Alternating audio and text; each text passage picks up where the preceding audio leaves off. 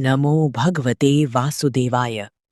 पिछले अध्याय में हमने ये जाना था कि जीवन में जो भी परीक्षा आती है वो केवल दुख देने के लिए नहीं आती, बल्कि भीतर छिपे हुए अहंकार को तोड़कर मनुष्य को सच्चे धर्म की ओर ले जाने के लिए आती है। वेद शर्मा जैसे विद्वान ब्राह्मण के जीवन में जब भगवान ने परीक्षा ली, तब उसका ज्ञान नहीं, उसका अहंकार टूट गया और उसी टूटे हुए अहंकार की जगह सच्ची सेवा, दया और विनम्रता का उदय हुआ। और यही इस कथा का सबसे बड़ा संदेश था कि भगवान को बाहरी आडंबर नहीं चाहिए। उन्हें न तो केवल मंत्रों का उच्चारण प्रिय है और न ही बड़े बड़े यज्ञों का दिखावा। उन्हें प्रिय है केवल एक निर्मल हृदय, सच्ची श्रद्धा और निष्कपट प्रेम। अब आगे हम प्रवेश करते हैं पुरुषोत्तम मास महात्म्य के उस दिव्य 8वें अध्याय में, जहां स्वयं भगवान ये रहस्य प्रकट करते हैं कि जीवन में कर्म, भाग्य और भक्ति का वास्तविक संतुलन क्या होता है, और ये भी कि अधिक मास में कौन सा भाव ऐसा है जो भगवान को तुरंत प्रसन्न कर देता है और भक्त के जीवन को बदल देता है। नैमिषारण्य, जहां दिव्य वातावरण था, वृक्षों की पत्तियां भी मानो ओम नमो नारायणाय का जप कर रही थीं। सरोवर के जल में सूर्य की किरणें चमक रही थीं और ऋषि मुनि गहन ध्यान में बैठे थे। विशाल यज्ञशाला में सूत जी महाराज विराजमान थे। उनके चारों ओर शौनक आदि 88,000 ऋषि बैठे हुए थे। सभी के मन में एक गूढ़ प्रश्न उठ रहा था। तभी महर्षि शौनक ने विनम्रता से पूछा, हे सूत जी, हमने सुना कि भक्ति करने वाले को भगवान की कृपा मिलती है, किंतु फिर भी कई भक्त दुख क्यों भोगते हैं? क्या उनका भाग्य ही उनके मार्ग में बाधा बन जाता है? सभा में गहरा मौन छा गया। सूत जी ने कुछ क्षण नेत्र बंद किए और फिर उन्होंने अत्यंत गंभीर परंतु शांत स्वर में कहा, हे मुनियों, ये संसार केवल एक नियम से नहीं चलता। यहां जीवन को 3 शक्तियां नियंत्रित करती हैं: कर्म, भाग्य और भक्ति। कर्म वो है जो मनुष्य स्वयं करता है। भाग्य वो है जो उसके पिछले कर्मों से निर्मित परिस्थितियां बनाता है। और भक्ति वो शक्ति है जो आत्मा को इन दोनों से ऊपर उठा देती है। जो व्यक्ति केवल कर्म को समझता है वो श्रम में उलझ जाता है। जो केवल भाग्य को मानता है वो निराशा में डूब जाता है। किंतु जो भक्ति को समझ लेता है उसका जीवन स्वयं भगवान अपने हाथों में ले लेते हैं। इतना कहकर सूत जी कुछ क्षण रुकी। फिर उन्होंने आगे कहा, अब मैं आपको एक प्राचीन कथा सुनाता हूं जो इस रहस्य को और अधिक स्पष्ट कर देगी। बहुत समय पहले की बात है। एक महान तपस्वी ऋषि थे जिनका नाम मेधावी ऋषि था। वे अत्यंत ज्ञानी, तपस्वी और संयमी थे। उनका पूरा जीवन कठोर साधना और गहन तप में बीता हुआ था। उनके तेज और आध्यात्मिक प्रभाव से पूरा आश्रम दिव्यता से भरा रहता था। वहां वेद मंत्रों की ध्वनि गूंजती थी और वातावरण सदा शांत और पवित्र बना रहता था। परंतु उनके जीवन में एक ऐसी परीक्षा आई जिसने उनके ज्ञान और तप दोनों को झकझोर दिया। उनकी एक पुत्री थी जो अत्यंत सुंदर, संस्कारी और धर्मनिष्ठ थी। वो अपने पिता के साथ आश्रम में ही रहती थी। समय बीतता गया और वो विवाह योग्य हो गई। परंतु आश्चर्य की बात ये थी कि इतनी गुणवान होने के बावजूद उसका विवाह किसी भी प्रकार से नहीं हो पा रहा था। धीरे धीरे ये बात उसके मन में गहराई से बैठने लगी और वो भीतर ही भीतर दुखी रहने लगी। वो सोचने लगी कि जब संसार की सभी लड़कियां अपने जीवन में आगे बढ़ रही हैं, तो उसका जीवन क्यों रुका हुआ है? क्या उसके भाग्य में सुख नहीं है? ये विचार उसके मन को निरंतर परेशान करने लगी। उधर मेधावी ऋषि भी चिंतित रहने लगी। वे अपने तप और ज्ञान के माध्यम से योग्य वर की खोज करने लगी, परंतु समय जैसे उनकी प्रयासों को रोक रहा था। धीरे धीरे परिस्थितियां और जटिल होती चली गईं और आश्रम का वातावरण भी पहले जैसा नहीं रहा। एक दिन ऋषि अत्यंत थकी हुए आश्रम लौटी। उनका शरीर दुर्बल हो चुका था और ऐसा प्रतीत हो रहा था कि अब उनका जीवन अंतिम चरण में है। उन्होंने अपनी पुत्री को पास बुलाया। उनकी आंखों में करुणा थी और स्वर अत्यंत शांत था। उन्होंने कहा, पुत्री, जीवन में चाहे कितनी भी कठिन परिस्थितियां आएं, कभी भी धैर्य मत छोड़ना और भगवान पर विश्वास कभी मत खोना। यही जीवन का सबसे बड़ा सहारा है। इतना कहकर उन्होंने अपनी आंखें बंद कर लीं और उसी क्षण उनका शरीर शांत हो गया और वे इस संसार से दिव्य लोक की ओर प्रस्थान कर गए। अब उस कन्या की जीवन में पूर्ण अकेलापन आ गया। पूरा आश्रम सूना हो गया। वृक्षों की हवा भी जैसे धीमी हो गई और चारों ओर एक गहरा सन्नाटा फैल गया। वो कन्या दिन रात अपने पिता को याद करके रोती रहती। कभी उनकी कुटिया में जाती, कभी उनके आसन के पास बैठकर उन्हें पुकारती और कहती कि हे पिता, आपने मुझे अकेला क्यों छोड़ दिया। धीरे धीरे उसके मन में ये प्रश्न गहराता गया कि यदि भगवान सबकी हैं, तो उसके जीवन में इतना शून्य क्यों है और क्या उसकी भक्ति में कोई कमी रह गई है। इसी प्रकार उसका विश्वास भी टूटने लगा और वो निराशा में डूबने लगी। एक रात्रि जब आकाश पूर्ण रूप से शांत था, न कोई हवा चल रही थी, न कोई ध्वनि थी, अचानक आकाश में एक दिव्य प्रकाश फैल गया। पूरा आश्रम उस प्रकाश से भर गया और वातावरण अलौकिक हो गया। उसी क्षण एक दिव्य वाणी गूंज उठी और वो वाणी इतनी मधुर और शांत थी कि उसे सुनते ही उसके मन का सारा दुख धीरे धीरे समाप्त होने लगा। वो वाणी कहने लगी, हे पुत्री, मैं वही हूं जिसे तुम पुकारती हो। मैं हर जीव के भीतर भी हूं और बाहर भी हूं। तुमने जीवन को केवल भाग्य की दृष्टि से देखा है, परंतु सत्य ये है कि जीवन केवल भाग्य से नहीं चलता। इसमें कर्म, भाग्य और भक्ति तीनों का प्रभाव होता है। कर्म दिशा देता है, भाग्य परिस्थिति बनाता है और भक्ति दोनों को बदलने की शक्ति रखती है।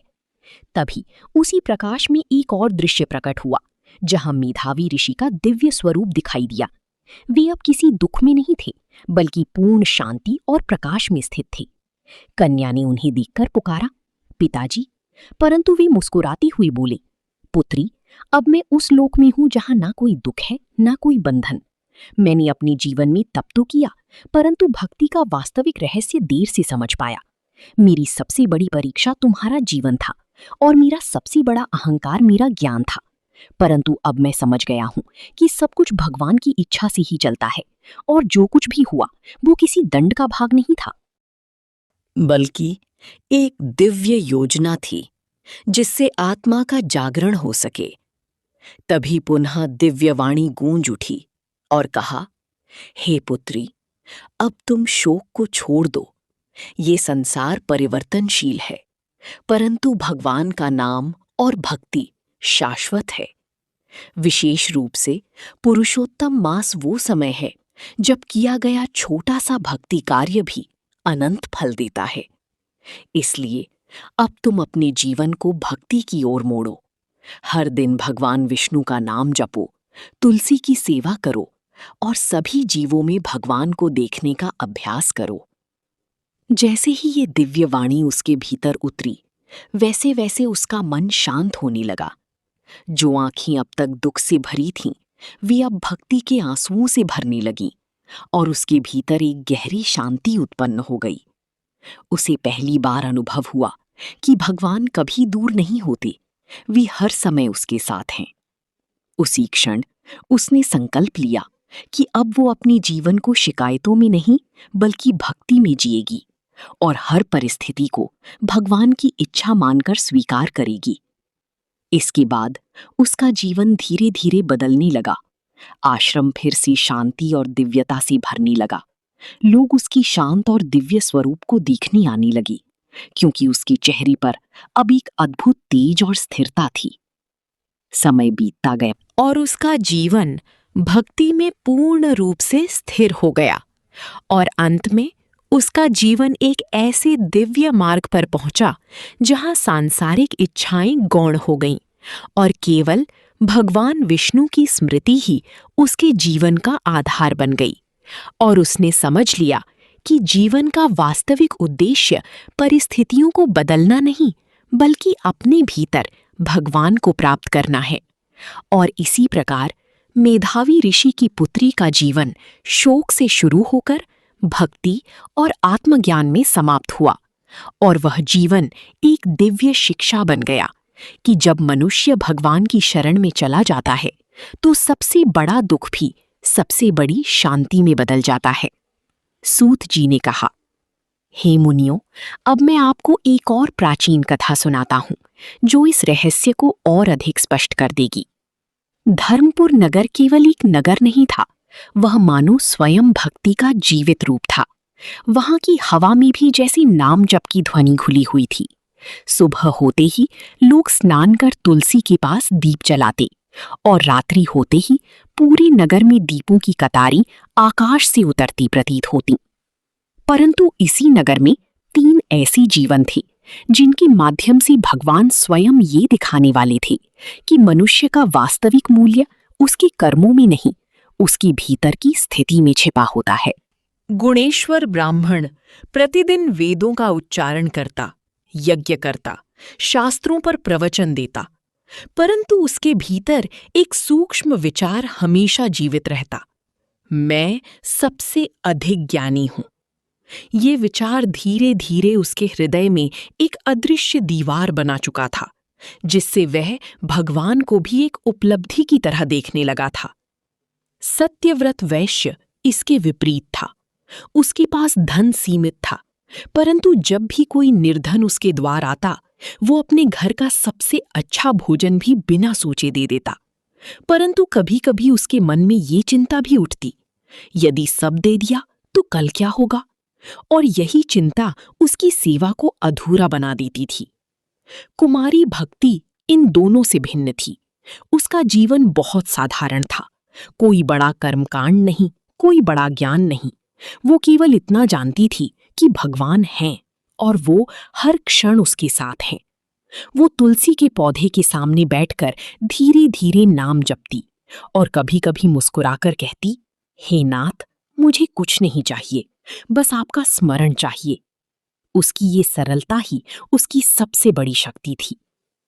जब पुरुषोत्तम मास आया तो जैसे पूरा नगर किसी अदृश्य ऊर्जा से जाग उठा। ऐसा प्रतीत होता था जैसे स्वयं समय भी रुककर भगवान के नाम को सुन रहा हो। गुणेश्वर ने घोषणा की, इस बार मैं ऐसा यज्ञ करूंगा कि तीनों लोकों में मेरी चर्चा होगी। उसकी वाणी में भक्ति कम और प्रतिष्ठा की चाह अधिक थी। सत्यव्रत ने कहा, मैं इस मास में इतना दान करूंगा कि कोई भी भूखा न रहे। उसका संकल्प अच्छा था, पर उसमें भीतर एक छिपा भय था। कुमारी भक्ति ने कुछ नहीं कहा।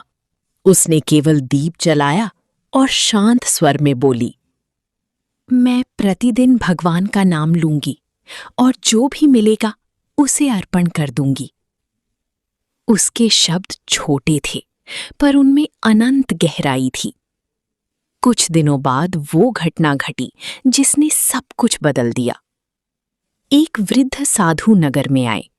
उनके चेहरे पर अजीब सा तेज था, पर शरीर बहुत साधारण था। वे किसी से कुछ नहीं मांगते थे, केवल मौन दृष्टि से देखते थे, जैसे सबके भीतर को पढ़ रही हों। वे पहले गुणेश्वर के पास गए। गुणेश्वर उस समय यज्ञ में लीन था। धुआं, मंत्रोच्चार, अग्नि की लपटें, सब कुछ भव्य था। साधु ने धीरे से कहा, हे विप्र, कुछ भिक्षा मिलेगी? क्षण भर के लिए समय रुक गया। गुणेश्वर ने बिना देखे कहा, अभी नहीं, ये यज्ञ अत्यंत महत्वपूर्ण है, आप बाद में आइए। उसने साधु को केवल एक बाधा समझा, परंतु जैसे ही साधु वहां से हटे, अग्नि कुछ क्षण के लिए मंद पड़ गई, जैसे स्वयं देवताओं ने आह भर दी हो।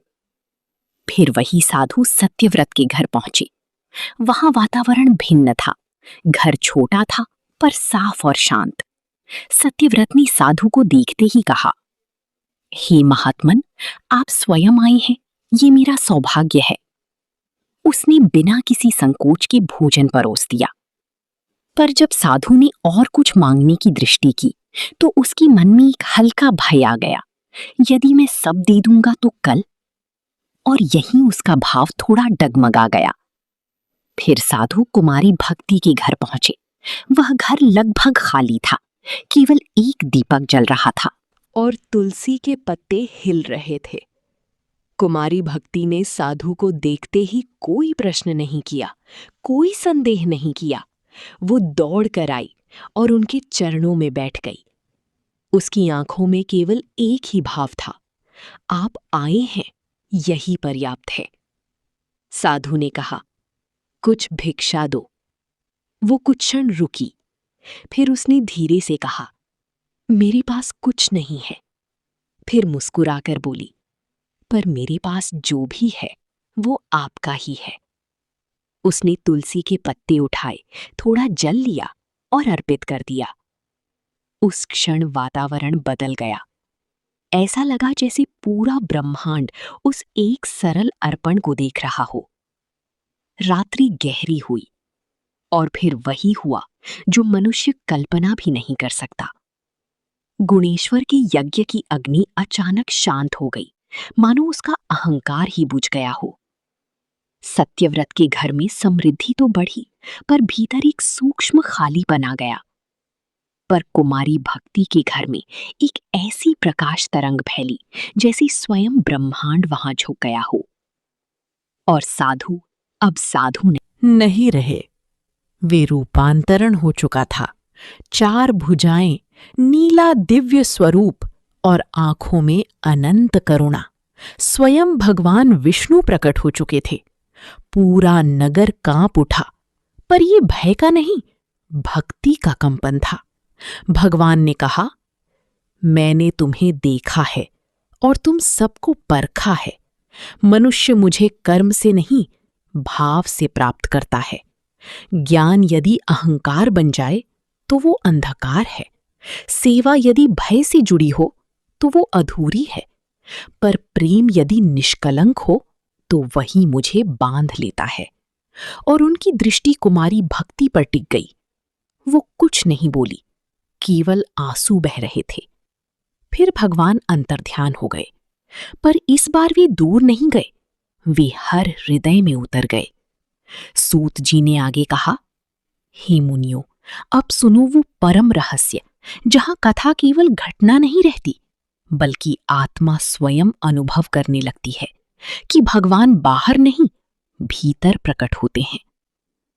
धर्मपुर नगर में भगवान के अंतर्ध्यान के बाद जो शांति उतरी थी, वो साधारण शांति नहीं थी।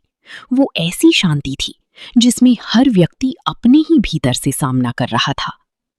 अब कोई यज्ञ बड़ा नहीं रह गया था, कोई दान छोटा या बड़ा नहीं रह गया था, और ना ही कोई ज्ञान किसी को श्रेष्ठ बना पा रहा था। क्योंकि एक बार भगवान का दर्शन हो जाने के बाद जीवन का पूरा दृष्टिकोण बदल चुका था। कुमारी भक्ति अब पहले से भी अधिक मौन हो चुकी थी। पर ये मौन खाली नहीं था, ये मौन भीतर से पूर्ण था, प्रेम से, स्मृति से और निरंतर दिव्य अनुभूति से भरा हुआ। अब वो भगवान को केवल याद नहीं करती थी, वो भगवान को हर क्षण जी रही थी। तुलसी के पौधे के सामने बैठकर वो कभी कभी धीमे स्वर में कहती, हे नाथ, आप आए थे, फिर भी ऐसा लगता है जैसे आप कभी गए ही नहीं। उसकी आंखों से आंसू बहते थे, पर चेहरे पर एक अजीब सी शांति और हल्की मुस्कान बनी रहती थी, जैसे दुख और आनंद दोनों एक साथ उसमें विलीन हो गए हों। गुणेश्वर ब्राह्मण अब पूरी तरह टूट चुका था। उसका यज्ञ रुक चुका था, लोगों का सम्मान उससे दूर हो चुका था, और सबसे बड़ी बात, उसका अपना अहंकार अब उसे ही भीतर से काटने लगा था। वो रातों को जागकर स्वयं से प्रश्न करता, क्या मैंने जीवन भर केवल स्वयं को ही पूछ लिया? क्या मैंने भगवान को भी अपनी बुद्धि और ज्ञान की सीमा में बांधने का प्रयास किया? और पहली बार उसकी भीतर सच्चा पश्चाताप जन्म ले रहा था। पर अभी भी उसकी भीतर एक सूक्ष्म दीवार बची हुई थी।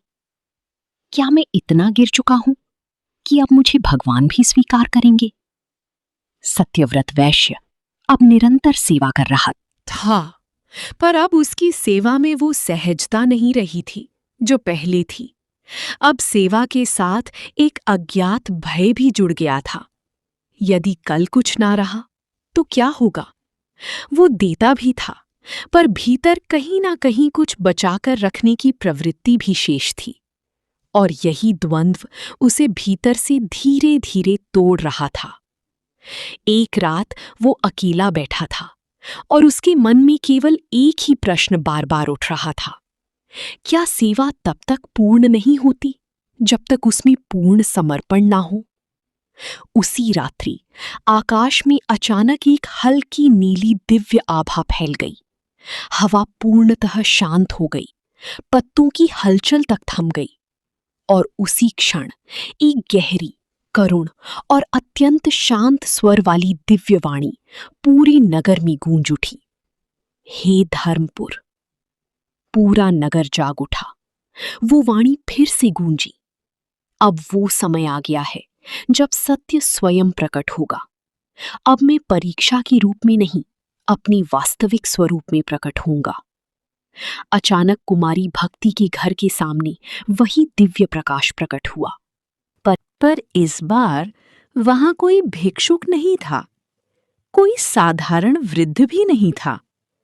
केवल अनंत तेज था, और उस तेज के भीतर एक दिव्य स्वरूप आकार ले रहा था।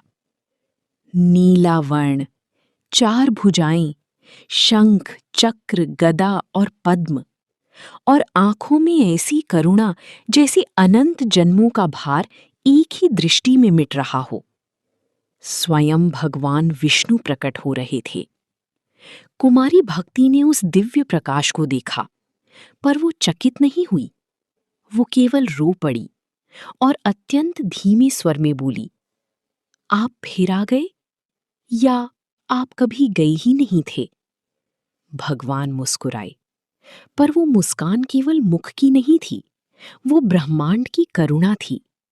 भगवान ने कहा, मैंने तुम्हें कभी अलग अलग रूपों में नहीं देखा, मैंने केवल तुम्हारे ही भीतर के भाव को देखा है। फिर उन्होंने गुणेश्वर को कहा। गुणेश्वर कांपते हुए सामने आया, उसका सिर झुका हुआ था। भगवान बोली, तुम गिर नहीं गए हो, तुम जाग रहे हो, क्योंकि अहंकार का टूटना ही आत्मा की जागरण का पहला प्रकाश है। गुणेश्वर की आंखों से आंसू गिर पड़े, और उसी क्षण उसका अहंकार भीतर से पूरी तरह टूट गया। तुमने देना सीखा है, अब छोड़ना भी सीखो, क्योंकि जो छोड़ देता है वही मुझे वास्तव में प्राप्त करता है। सत्यव्रत कांप उठा, और उसके भीतर का भय पहली बार शांत हो गया। अब भगवान की दृष्टि केवल कुमारी भक्ति पर टिक गई, और जैसे पूरा ब्रह्मांड रुक गया हो। भगवान ने कहा, तुमने मुझे पाया नहीं है, तुम तो मेरे भीतर ही विलीन हो चुकी हो। अब लौटने का कोई मार्ग नहीं है। तभी आकाश में एक अदृश्य, अत्यंत शांत और दिव्य प्रकाश फैल गया, और भगवान ने अंतिम सत्य कहा, मोक्ष कहीं बाहर प्राप्त नहीं होता। मोक्ष वो स्थिति है जहां पाने वाला स्वयं समाप्त हो जाता है। जब मैं नहीं रहता, तभी सब मैं ही हूं प्रकट होता है। उस क्षण कुमारी भक्ति ने अपनी आंखें बंद कर लीं। उसके चेहरे पर एक अंतिम दिव्य मुस्कान आई, और वो उसी प्रकाश में विलीन हो गई। पर ये मृत्यु नहीं थी, ये पूर्णता थी। भगवान विष्णु भी धीरे धीरे उसी दिव्य प्रकाश में समा गए, और अब वहां कोई भी नहीं था, पर फिर भी सब कुछ था। हर दिशा में शांति थी, हर हृदय में प्रकाश था, और हर आत्मा में एक ही अनुभूति थी, भगवान दूर नहीं है, वे ही अनुभूति है। सूत जी ने कहा, हे मुनियों, जो इस कथा को श्रद्धा और भाव से सुनता है, उसके भीतर अहंकार धीरे धीरे समाप्त होने लगता है, और जहां अहंकार समाप्त होता है, वहीं से मोक्ष का मार्ग प्रारंभ हो जाता है। ओम नमो भगवते वासुदेवाय। श्री हरि विष्णु भगवान की जय। पुरुषोत्तम मास की जय।